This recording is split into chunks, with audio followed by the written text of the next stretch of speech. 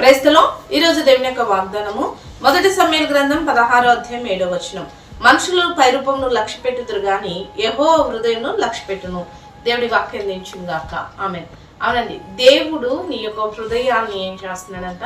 లక్ష్య పెట్టే దేవుడుగా ఉన్నాడండి. నీ పైరూపాన్ని దేవుడు చూడట్లేదు, నీ ఆస్తి అంతస్తులు దేవుడు చూడట్లేదు, నీ చదువు జ్ఞానము దేవుడు చూడట్లేదు. కానీ దేవుడు చూసేది ఏంటంటే నీ యొక్క హృదయాన్ని చూస్తున్నాడండి. నీ హృదయం దేవుని సన్నిధిలో ఎలా ఉన్నదని చూస్తున్నాడు.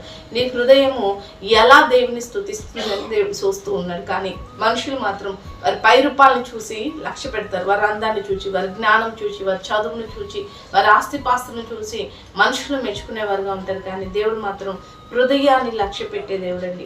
నీ యొక్క హృదయము దేవుని ఎదుట మంచిగా ఉన్నప్పుడు ఆ యొక్క హృదయాన్నే లక్ష్య పెట్టి ఆ హృదయాన్నే దేవుడు కోరుకునేవాడు. కాబట్టి హృదయంతరంగాలు ఎరిగిన దేవుని సన్నిధిలో మన హృదయాన్ని, మన యొక్క స్థితిని పరిశుద్ధంగా కాపాడుకుంటూ దేవుని హృదయపూర్వకంగా స్తుతిస్తూ హృదయాన్ని లక్ష్య పెట్టే దేవుడు నీ జీవితంలో గొప్ప కార్యాలు చేస్తాడు. కాబట్టి మన హృదయంతరంగంలో ఉంచి దేవుని స్తుతిస్తూ దేవుని మహిమపడతాడు. రీతిగా హృదయాన్ని లక్ష్య పెట్టే దేవుని సన్నిధిలో మన హృదయము యథార్థంగా దేవునికి ఇష్టమైనదిగా ఉండును గాక. అటు రీతిగా దేవుడు అందరినీ కూడా బ్లెస్ చేయను గాక. ఆమె ప్రార్థన చేసుకుందామండి. సకల ఆశీర్వాదాలు కారణభూతులైన మా ప్రియపరులకు తండ్రి యొక్క ప్రార్థనలకు ఇచ్చిన ప్రతి బిడ్డను జ్ఞాపకం చేసుకోండి.